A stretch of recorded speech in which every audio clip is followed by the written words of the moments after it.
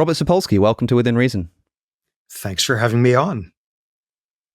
So on a scale of 1 to 10, just how bored are you of people making jokes about free will to the effect of whenever you do anything, they say, hey, it's not your fault, you couldn't help it? Oh, I don't know. I've been telling people for a long, long time that I don't think there's any free will. So I've been hearing that as a response for a long time. So by now it has sort of a sentimental nostalgia. So that's good. Sure. Well, I mean, although what we're talking about today really isn't any kind of joke, I can understand why to somebody who hasn't really thought about it before that much, it might sound like one. I mean, your most recent book, Determined, is essentially an attack, a philosophical attack on what might be considered one of the most fundamental elements of being a human, of being alive, of being a conscious agent, and that is our ability to make choices. It's something that I've spoken about on my YouTube channel before.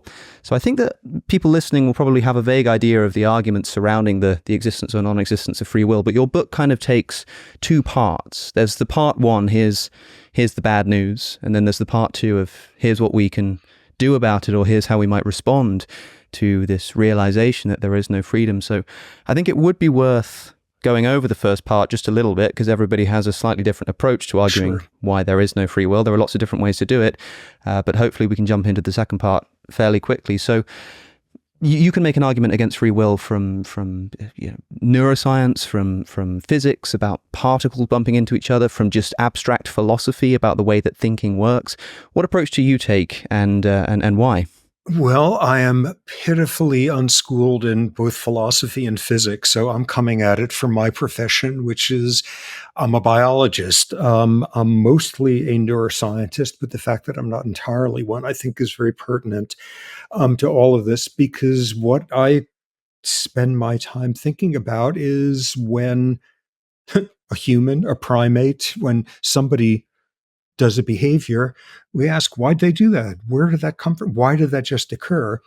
And what is scientifically sort of clear to me by now is that's a whole hierarchy of questions.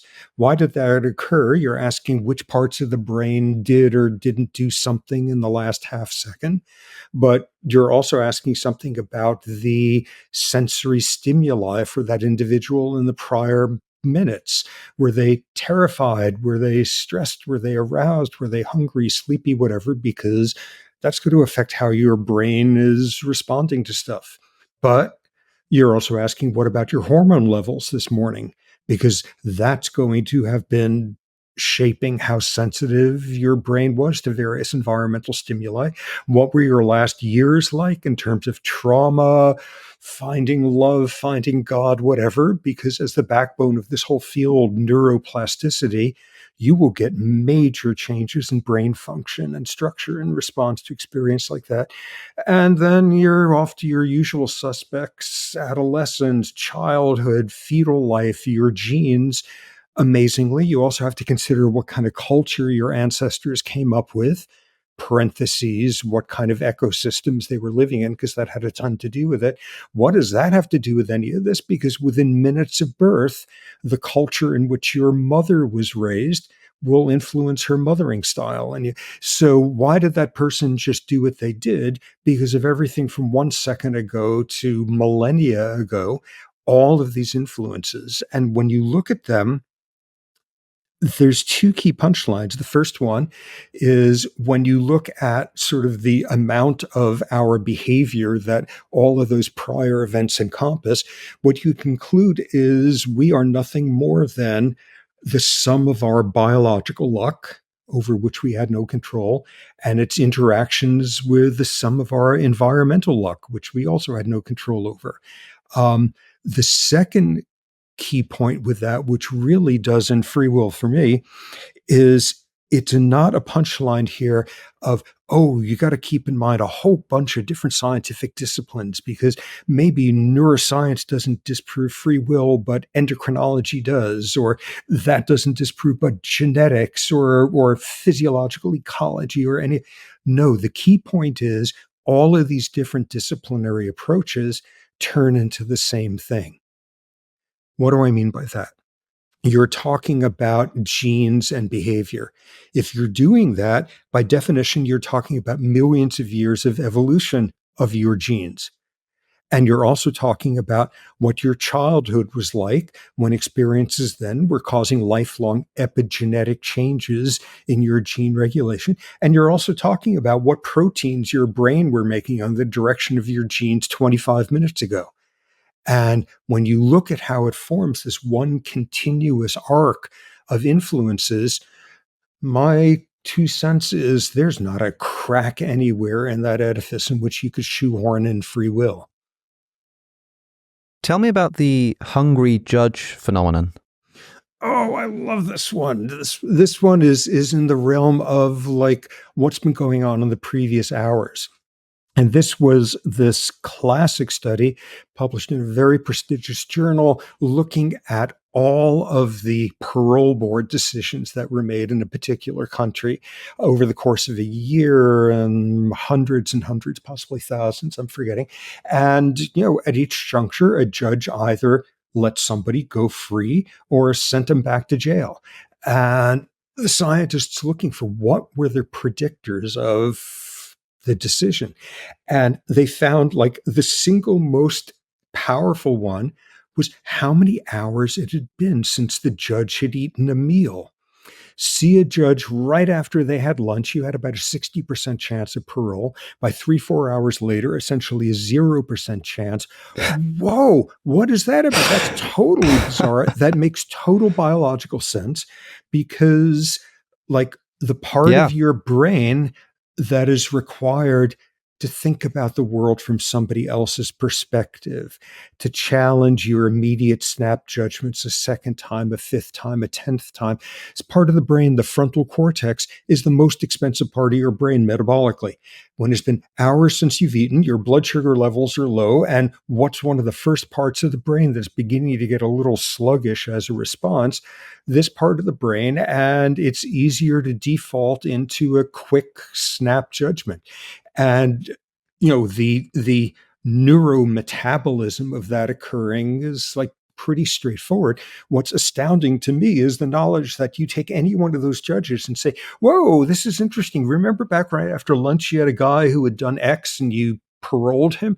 And just now, this person seemed to have done the exact same thing, but you sent him back to jail. What's the deal with that? They're not going to say, because my frontal metabolism decreased. They're going to cite some college course on Immanuel Kant or something that will fill in an attribution when it's metabolic. Okay, it must be said, that study got a lot of attention, and it got a few different groups challenging its statistics, its interpretation. It is totally, utterly held up solid and has been replicated.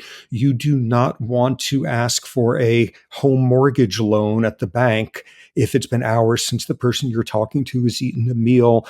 All sorts of versions like that. When people are hungry, when they're sleep deprived, they become less generous. They become less cooperative. They're more likely to stab you in the back if you're playing an economic game with them. So just on that level, wow, when you had lunch is going to have a major impact on whether or not, like, you're going to send this person back to jail or not. Yeah, there's machinery humming underneath the surface all the time.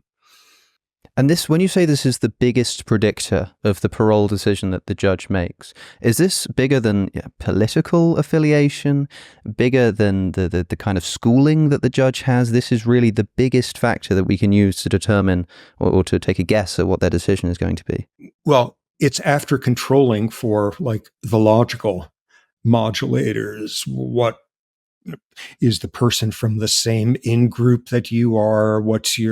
Who appointed you? Things of that sort. It was Middle Eastern country, so some specifics to their sort of criminal justice system.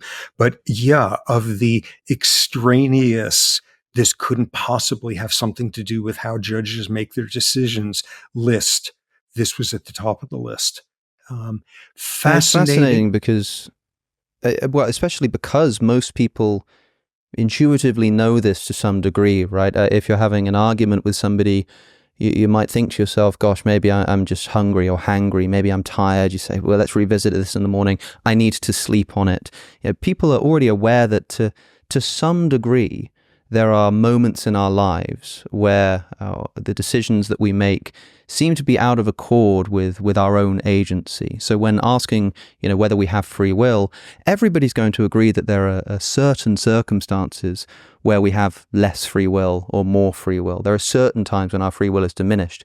And I suppose when the question is asked, well, where do we draw the line as to how far that can go, how far that free will can be removed, your answer seems to be that there is no line. Yeah, these are nice liberal reformist edge cases.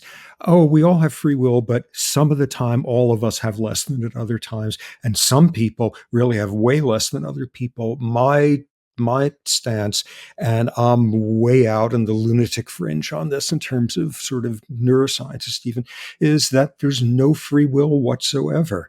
That there's all sorts of points where we think we're seeing it, because we're looking in the wrong place, we're having a very strong emotional pull towards seeing it, but that there actually is none whatsoever when you look at the the cumulative ways in which you turned out to be who you are, and how what came before determined that. There is none. That's all we are. We are the outcome of the biological environmental luck that started way back when, up to a second ago, and there's no me inside your brain, that's in your brain but not of your brain, and it's made of something separate, and that somehow is immune to things like your blood glucose levels, or your genes, or what culture you were brought up in, or whether you're worrying about paying the month's rent, and that's like the main thing on your mind. That's there is no separate me in there. Now, people are going to want to separate out the micro from the macro here. They're going to want to say, okay, if it gets cold, that will be a determining factor in me putting my coat on. I'll go and put a jacket on. And clearly, that's somewhat out of my control because I don't control the temperature. But that's not going to determine whether I put my left arm through first or my right arm through first. Like those minute decisions that seem to be almost trivial. It's almost as if even if you went looking for some kind of determinant factor as to why you do the left arm rather than the right arm, it seems ridiculous to say that decision might have something to do with your ancestors or the how recently you ate or any of these kinds of factors. So, what's a good way of explaining the loss of agency in the minute decisions like that, where there doesn't seem to be, even to the person, a sort of a rational or an obvious non-rational reason for one or the other? Well, let's unpack that a bit. So you get some college freshman who's volunteered for a psych experiment, and they show up, and the experiment is, here's a button, and whenever you feel like it, push it, and you can push it with your right hand or your left hand, and just go for it. And thus, we're in this micro world. So first off, is this person left-handed or right-handed? That's a biological phenomenon. Does this person happen to have a sore shoulder on their right side and not their left? Whatever it is. So that. But then you're sitting there, and this is a psych experiment. You're wondering, what do they really want to know about this? You start generating a hypothesis. What is it that they're looking for? You're having a meta level of, you're saying, well, I just did my left hand 3 times in a row. Is that indicative? Okay, let me do right next time. Then you're wondering if you saw it and you thought you saw like a micro expression of a smile on the researcher's face, that their theory was just, are you a jerk at that point saying, okay, I know what they're up to, I'm going to do just the opposite? How do you turn out to be, first off, the sort of person who would be in university and sign up for a psych experiment, and the sort of person who would show up on time? And how do you be the sort of person who was or wasn't generating hypotheses as to what are they looking for here? And do I want to confirm that? Are they appealing? Am I going to try to do what I think they want me to do? Or am I going to do the opposite because I'd like to show them that I'm smarter than they are because of my authority issues? And like, just unpacking even something as like trivial as that is going to have a little bit of this viscosity coming from everything that came before that made you you. Well, people often like to ask me about, there's a French philosopher whose name I don't know if I pronounce correctly, but this concept of Buridan, is it Buridan? Buridan, but his donkey or his arse, and this idea of a donkey stood behind two haystacks, and it's hungry and it needs to eat from one or the other, but because the donkey has literally no reason to pick one haystack over the other, it stands in the middle and ends up starving to death, because any reason to go for one or the other doesn't materialize, and yet to go for one or the other, you need some reason. And I had someone ask me about this recently. I was speaking at a school, and this young guy comes up to me and he asks me about this situation. And the way that I tried to explain it to him was to say, the two options you have are that either there is some determining factor that makes the donkey go for stack A or stack B, or there's literally no determining factor. Now, granting that the donkey probably does something, right? So let's say it goes for stack A. If there was some determining factor, then that's what we're talking about here. You have to ask what brought about that determining factor, and it's probably outside of the donkey's control. But even if it were the case that there really were zero determining factor, and the donkey genuinely randomly picks stack A, the definition of randomness entails that you're not in control of that either. A lot of people like to think that the place you can shoehorn in free will, as you say, is by looking towards elements of randomness in the universe, perhaps at the quantum level, but oftentimes I think forgetting that randomness means that there's no determining factor, which means that you can't be the determining factor, so that must be outside of your control too. But I wonder how you would account for this situation of the donkey between the two haystacks, and what might be going on in its mind. Well, randomness is a very tricky thing in all this. First off is the holy grail, or deepest hole into purgatory of any of this, which is quantum indeterminacy. And does that actually mean the whole universe is indeterministic? And is there a way to harness indeterminacy to get free will and all? And in the book, I spent 2 chapters on this, that essentially quantum indeterminacy has nothing to do with any of this for 3 reasons. The first is the subatomic scale. It's so many orders of magnitude that these effects would have to bubble upward. And in such synchrony among all the different subatomic events going on in one molecule at a time, let alone one region of the brain, that it's beyond impossible for that to occur. The second one is exactly what you allude to, which is if by some chance it did bubble all the way up to affect the function of a neuron or a part of the brain or whatever, as you say, it's a prescription for randomness.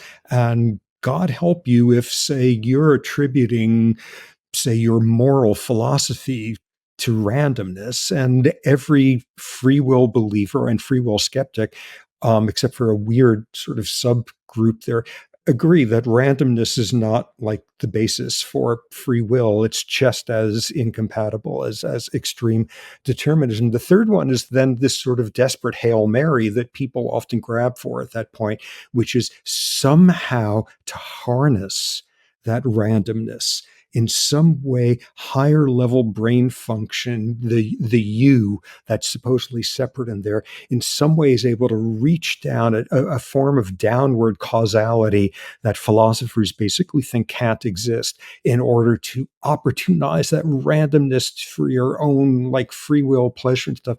And there's no mechanism for it that works.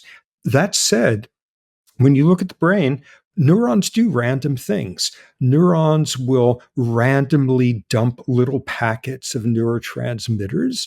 Neurons will randomly have action potentials now and then. And you ask the same question, is this the fodder for your moral philosophy kind of thing?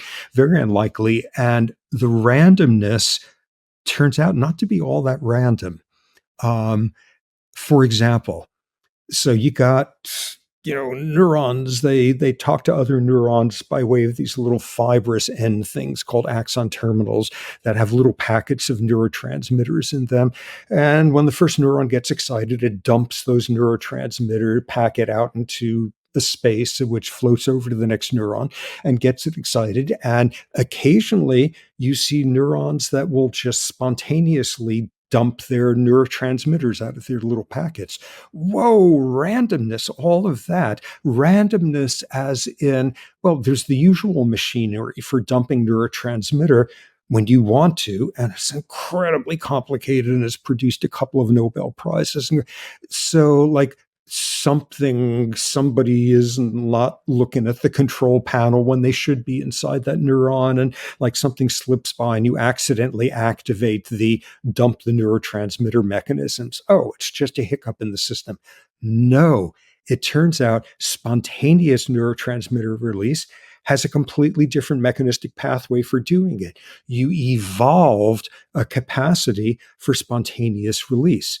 And then you look more closely, and it turns out there's certain times when these random events occur in your brain more often than others, different physiological states. All, in other words, there are points where your brain determines it's time to be indeterministic for a bit. That sure is not free will. That's as much free will as like you take an improv theater class and you sit there and the teacher tells you, okay, so now we're going to start this scene. Go for it.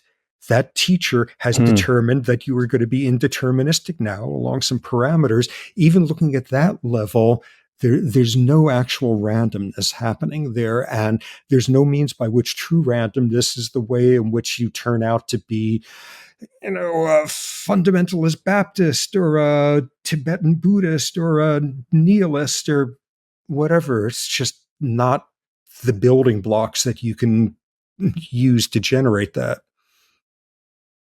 So, no freedom, no agency, no ultimate control over our actions. That's the situation we find ourselves in. And I want to talk about how we should react to this. But just beforehand, one more example. Who's this guy that got the pole through his skull and it totally changed his behavioral traits? Phineas Gage. Every neuroscientist, while they're still in the crib, is forced to hear the story of Phineas Gage because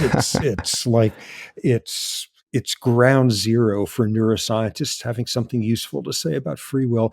1840s, Phineas Gage was working on a railroad construction line. Somebody screwed up something with some dynamite and did what they weren't supposed to do, and it blew a 3-foot long, 13-pound metal rod when it exploded into Gage's eye and out the top of his head, his forehead, and in the process landing 13 feet over. From there, in the process, it also took out his frontal cortex, which was like nicely splattered all over the acreage there.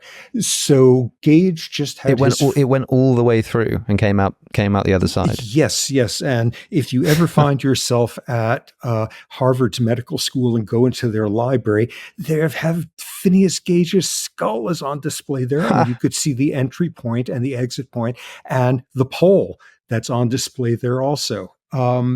So Whoa. Gage gets up, which is amazing in and of itself. This thing went through at sufficiently high speed that it cauterized every blood vessel. And wow. He stands there, and he and some of his construction crew compatriots go into town where a doctor looks in the empty space there and diagnoses things, saying you have a hole in your brain there. And as epically described as Gage was no longer Gage, he had a massive transformation in his personality. He was the foreman of this railroad construction crew. He was this sober, God-fearing, church-attending, sobrietous, reliable, self-disciplined guy. And literally overnight, he was turned into this foul-mouthed, profane, disinhibited guy who wasn't able to work for years and years afterward. Gage was no longer Gage. And this was the first very unsubtle example that material stuff inside your head is essential to what makes us us. And, Gage is a simple case. Wow, here's Gage who, 2 years later, is cursing loudly in church, blaspheming, all of that. Why did he do that? It's easy to see because there was a metal rod's worth of explanation because of that accident that happened to him. That's why. That one's easy for us to look at and say, oh, he had no control over that. That this part of the brain it was damaged. Where we really have trouble is not when it is something as much of a sledgehammer as a metal rod, but having to deal with the fact that who each of us are. Why did each of us just do what we did sitting there in church or in any such? Why? Because of a million, zillion, gazillion microscopic little threads from the past that sculpted us into who we are. And the thing is, it's easy to see the single sledgehammer that made Gage Gage. And it's so much harder for us to accept that you put all those zillion microscopic threads of your past together, and it is going to be as powerful as a metal rod blasting through your head. It's just harder to see distributed causality. A lot of it we don't even know about yet how it works. A lot of it is just probabilistic. But put all those threads together, and there's nothing but the conclusion that you are nothing more than everything that came before that turned you into the sort of person that you are right now. And sometimes it's easy to see how that happened. A metal rod, childhood poverty, trauma, whatever, being raised in enormous privilege. And sometimes it's these little threads going back to like your hunter-gatherer ancestors inventing their culture versus your agriculturalist ancestors and everything in between. Yeah, I mean, we know that the the environment of our distant ancestors can affect our behavioral traits today. I mean, you can predict, there are studies to show this, if I'm not mistaken, you can predict how somebody will behave in a given scenario based on the kind of environment that their ancestors thousands of years ago were living in. Absolutely. You see contrasts between, say, child rearing practices in collectivist versus individualist cultures. You see completely different attitudes towards social norm violations in people who were raised in cultures of honor. Cultures of honor, your ancestors were cow people or camel people or goat people, nomadic pastoralists, where if somebody affronts you, you come back and you flatten them with 10 times the retribution, because if they take your camel today and you do nothing about it, tomorrow they're going to take the rest of your camels and your children as well or something. And you see different physiology in people raised in cultures of honor going back generations, the last time that was relevant to how their folks were making a living. And that leaves imprints. People from rainforest cultures are far more likely to invent polytheistic religions. People from deserts are more likely than chance to invent monotheistic. So, whoa, that's part of it as well. Yeah, mothers who grew up in collectivist cultures, typically Southeast Asian rice growing regions, versus individualist culture mothers, typically United States, sort of the poster child for that. On the average, they sing lullabies at different volumes. Individualist culture mothers, on the average, sing lullabies more loudly than collectivist mothers. On the average, they wait a longer time to pick up their kid when their kid's crying than collectivist mothers. At what age is the kid weaned? At what age is the kid sleeping alone? All whoa, from minutes after birth, like that's already beginning to shape how your brain's being constructed. So you put all those pieces together, and this kind of taps into the domain where I think people make their most fundamental, most intuitive, mistaken perception of free will, which is we make choices. We sit in some split in the road and we form an intent to do X instead of Y. We form that intent. We know that we have that intent. We know what the outcome of that is likely to be. Most importantly, we know nobody's forcing us to do that. We've got alternatives available to us. And for most people who think about free will, and people in the criminal justice system who think about free will, is if you had a conscious intent and you knew what the outcome was likely to be and you knew you didn't have to do it, that's it. Case closed, culpability, responsibility, we're done with our trial.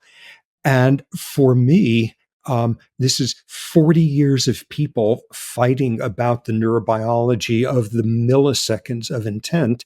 It has nothing whatsoever to do with the free will debate, because it doesn't ask the only question you can ask at that point, which is, oh, yeah, how do you become the sort of person who would have that intent at that moment? And you became that sort of person because of what was happening in your neurons a second ago and what was happening a year ago and what your ancestors and everything in between. And simply looking at from the moment you form an intent and then consciously choose to act on it is like trying to figure out what a book is about by only reading the last sentence of the entire book. All the important stuff is coming. How did you become that sort of person? And you became that sort of person because of biological and environmental factors, which collectively you had no control over. And that's why you became you. Now, crucially, when we spoke about the Gage example with the pole through his head, and he shows up and suddenly he is quite a nasty person by all accounts, I think people would intuitively look at him and say, well, okay, yeah, he's turned into, a bit of a jerk, but it's not his fault. There's kind of a sense in which you might feel sorry for him, because even though, yeah, he might say profane things about the God that you believe in now, and that he seemingly believed in, at least yesterday, look, he had a pole through his head, so let him off. Now, if you're right that all human behavior is a result of a similarly sort of a process that's similar in the sense that you don't have control over it, then this leads to quite a radical conclusion that we should probably adopt the same approach to essentially anybody doing anything any of the time. Is that your position? Exactly. That's the only logical extension. It's the only intellectually honest and ethically honest conclusion to reach, which is this completely nutty stance that blame and punishment as virtues in and of themselves rather than as instrumental tools, blame and punishment never make any sense whatsoever in any realm of human life. And holding a mirror up to that, likewise, praise and reward never make any sense whatsoever, because that's the circumstance in which some people are treated better than average for reasons they had nothing to do with, as opposed to the world of people being treated worse than average for reasons they blame, punishment, reward, praise, a sense of entitlement, a sense that you have earned anything, a sense that hating a person is ever justified. None of those make any sense whatsoever. And in principle, you need to run the world without any of that stuff, which ain't a trivial task to take on. Now, it sounds really nice when framed in terms of, look, if something goes wrong for you, it's not exactly your fault. If somebody has things better in life, it's we should take an egalitarian approach to recognizing that it's not necessarily due to merit, but we should be sort of considerate of the fact, but that there go I, were it for the grace of God. However, you can also frame it in terms of saying that when I achieve something, when I win a competition, when I'm nice to someone in the street, there's no sense in which I should be able to feel proud of myself if that's the case. And on a deeper level, getting rid of agency doesn't just get rid of this ability to feel, I suppose, proud or to condemn other people, morally speaking. It removes part of what I think many people think it means to be human. And so I get a lot of emails from people saying, look, it's really interesting, this stuff about free will. You've convinced me that there's no free will, but I don't really know what to do now. And I never quite know what to say to them. And I imagine that you're in a similar situation where you're kind of asked in a broad sense, does this kind of position just lead to a sort of nihilism? And if it does, should it? Yeah. Now we're getting into sort of the really problematic stuff, because as you described, tell somebody there's no free will, and you manage to sound convincing with that. And even before the nihilism existential void, the usual reflexive stuff is, oh my God, you can't tell people that, they'll run amok. There's a whole science as to why that is very unlikely to happen. Oh my God, we'll have no societal mechanisms to keep murderers off the street. That's absurd. Over and over and over, we are able to protect society from endangering circumstances and subtract responsibility out in the process. Oh my God, where if you get rid of meritocracies, you get a brain tumor and they're going to pick a random person off the street to do the brain surgery on you. Same thing. No, we can subtract praise and entitlement and meritocracy and still protect society from incompetent people doing important stuff. Oh my God, are you saying nothing can ever change? Not in the slightest. The whole universe of how change works, completely compatible with there being no free will. So you get through all of those sources of panic, and then there's the, oh my God, the existential void. Are you telling me that, like, the ways in which I have worked hard, I've earned nothing from them? That had nothing to do with me. Are you telling me I love my wife? We've been married for 34 years now, to 2024. That's right, 34. And nonetheless, sitting there saying, oh my God, do I love her in part because of the type of oxytocin receptor genes I have, because of her pheromones or things like that? What does that do to love? What does that do to accomplishment? What does that do to any of this stuff? If you're a kind person, do you actually deserve no praise for that? And yeah, that's where the nihilistic void suddenly beckons. And it's, potentially, depressing as hell. And what took me forever to figure out is that that's not, at the end of the day, a problem, or a problem on the scale of the whole world. You're bummed out because if there's no free will, you didn't deserve your prestigious university degree.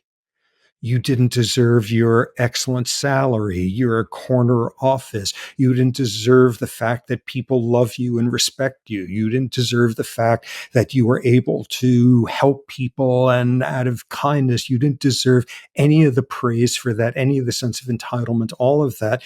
Bummer, bummer. And my critical point there is, if that's the stuff that there being no free will means to you, you're one of the lucky humans, because you're trying to figure out what it means that you may not deserve to be the CEO of your corporation, or you may not really have earned love by being a kind person, or any of those.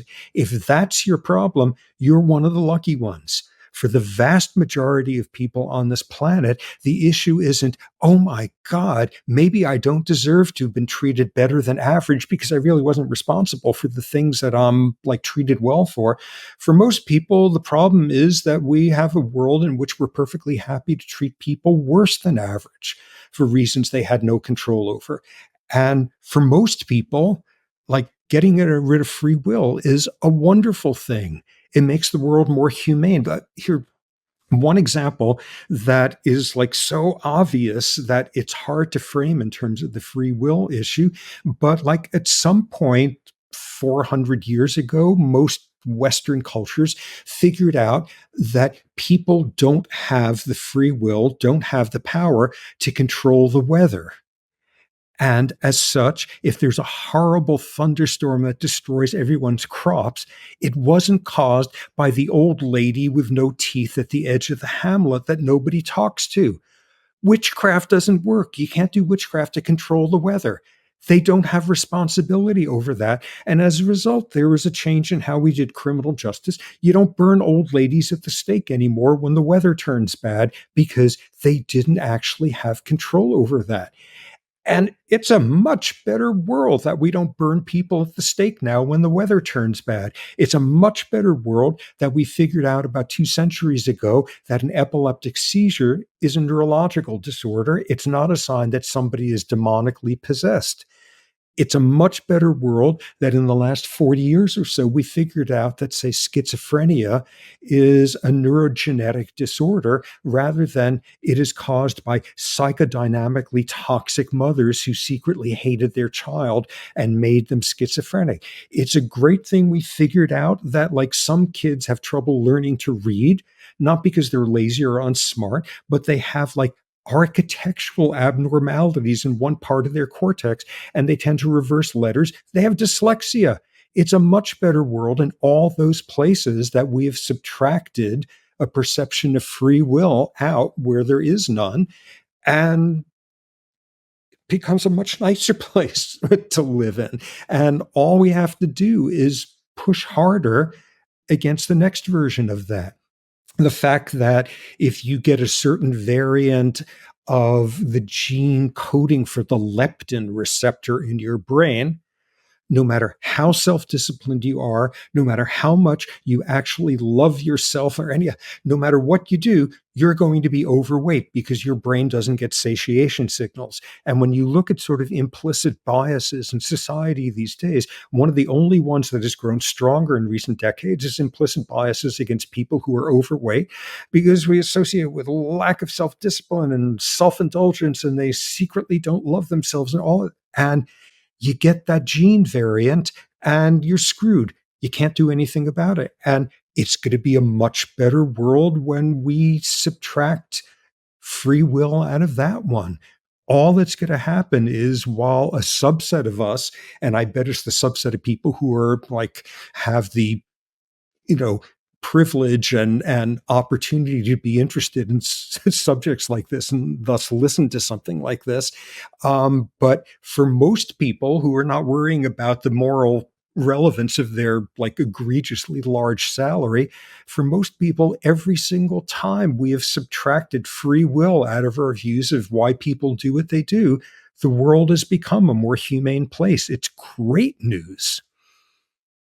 I can see that being the case when we remove agency from the weather, we remove agency from, certain kinds of performance at school or this kind of thing. But when we remove agency from the movement of the legs to get one out of bed in the morning, when we remove the agency from the decision to get up and go outside and get some sun on your face versus the decision to lay around in your bed all day. Now, I don't know what the research shows, if it's conclusive on what kinds of effects the disbelief in free will actually has on human behavior, but a lot of people seem to predict that they're going to become less likely to make that decision to get out of bed and go and get some sun on their face, just because they've become aware that if they did make that decision, it wouldn't really be them that's in the driver's seat. So I think it sounds great up to a point. Now, given the fact that we both believe that this is true, that there actually is no agency there,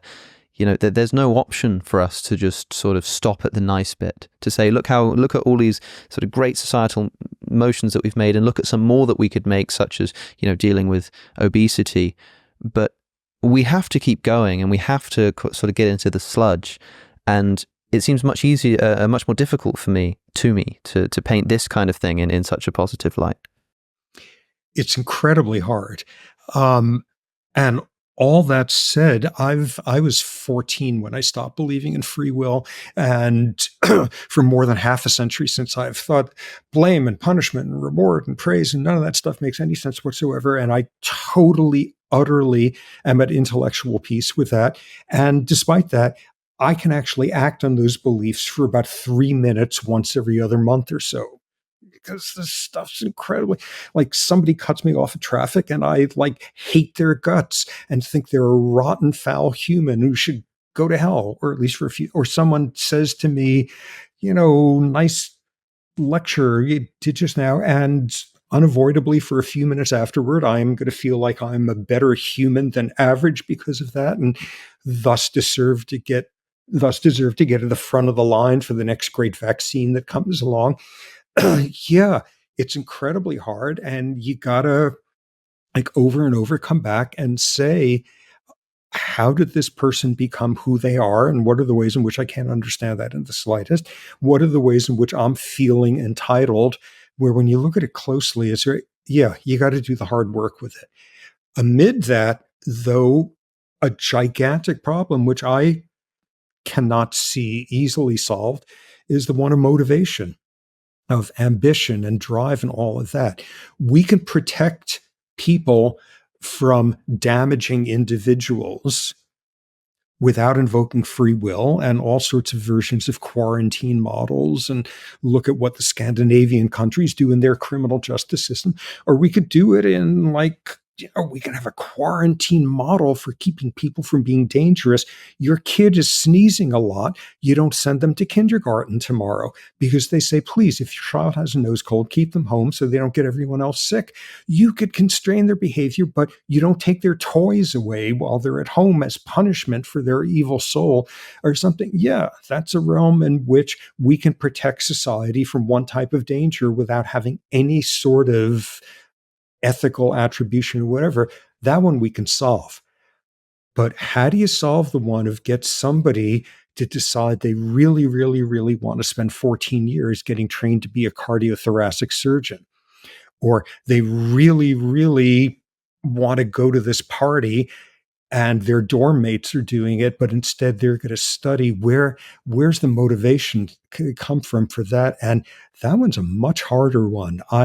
That one is much less clear how to engineer society. So rather than protecting people from dangerous, damaging individuals, how to engineer society so that motivation is in some way separated from attribution that is free will written all over it. Yeah, I don't know. Anything I can come up with is like ridiculously utopian or whatever, which is you got to get people into some sort of mindset where somebody sits down at the piano, they're a concert pianist, and they play in all of that to get into a mindset where what they will feel is wonder and gratitude, that it turned out just by chance that they had hands that could do things on a keyboard that will cause people to have emotions they never knew they had.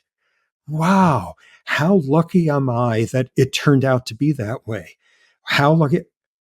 Yeah, okay. How lucky am I that I turned out to be smart enough to be able to take out glioblastomas, or that I turned out to have the capacity for empathy to do something nice for this homeless person? Yeah, that's a hard sell, to turn all of that into just gratitude that randomness made you into that sort of person. And thus you're willing to work with your unearned gifts of intellect and thus study for 47 years to be able to solve this problem or that. That one's a tough one. I don't have an easy answer for that. And little, hmm, this is cheating, but little echoes of meritocracy really, I don't see a way around that one easily.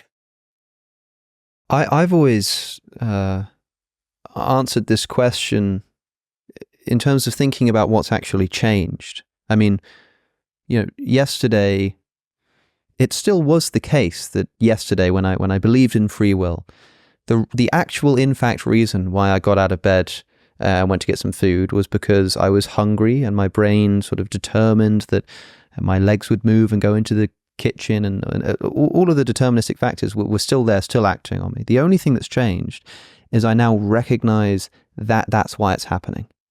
Now, in the same way that yesterday I was hungry, and then today I sit down with a biologist who explains to me in precise detail exactly why I feel hunger, how it works, how it's connected to the body, I still feel hungry, and I still go and get the food. I mean, sure, I can sort of on a meta level now reflect more on what I'm doing here, but it doesn't change the fact that I'm hungry. So in the same way, whatever was motivating me yesterday to get out of bed is still motivating me to get out of bed today. The only difference is I recognize that I didn't control that motivation. I don't know where it came from. And sure, I can sit there and I can meditate and I can think, okay, well, noticing that motivation coming over me to get up, or maybe noticing that there is no motivation. Maybe that day I feel depressed and I want to stay in bed all day. But it seems weird for me to say that the reason I'm going to stay in bed all day is because I recognize that whichever decision I make, whether to stay in bed or get up, is outside of my control. Because the very fact that it's outside of your control should mean that one of them's going to happen nonetheless. And so I guess what I ask, I mean, people often say to me is, well, you don't believe in free will, but you don't act like you don't believe in free will. You act like you believe in free will all the time. And you just alluded to that there. And in your book, you say, I find it very difficult to live as if this is actually true. But what does it mean to live as if it's true? It might change the way that you morally assess people, but even then, does it really? I mean, you used the word rotten a moment ago. You said if someone cuts you off in traffic, you're tempted to say, well, what a rotten person. But what does the word rotten mean? It just means that it's sort of gone bad. I mean, an apple can go rotten, but that doesn't mean you're making a moral assessment of it. It just means that you're looking at its behaviors and you're saying that in relation to what I want it to do for me, it's gone rotten. And so, what really has to change just by adopting a belief in determinism and living as if that were true? Well, what we have to go for is, amid this being incredibly hard work, to think that way and to respond that way and to feel that way, we have to save that effort for where it really counts.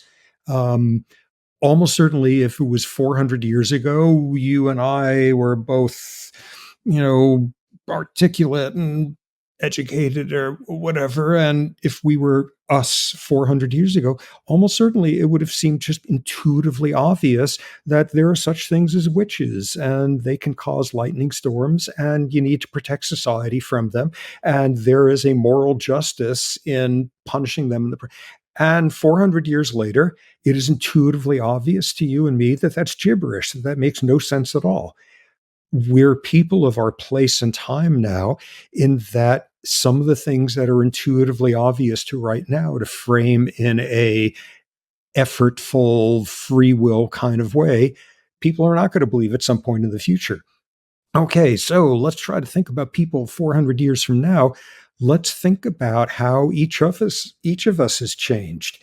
When I was a kid, if the kid sitting next to me in school wasn't learning how to read, I would have agreed with the teacher and everybody else. And okay, some kids just aren't smart and they just don't work hard and all of that.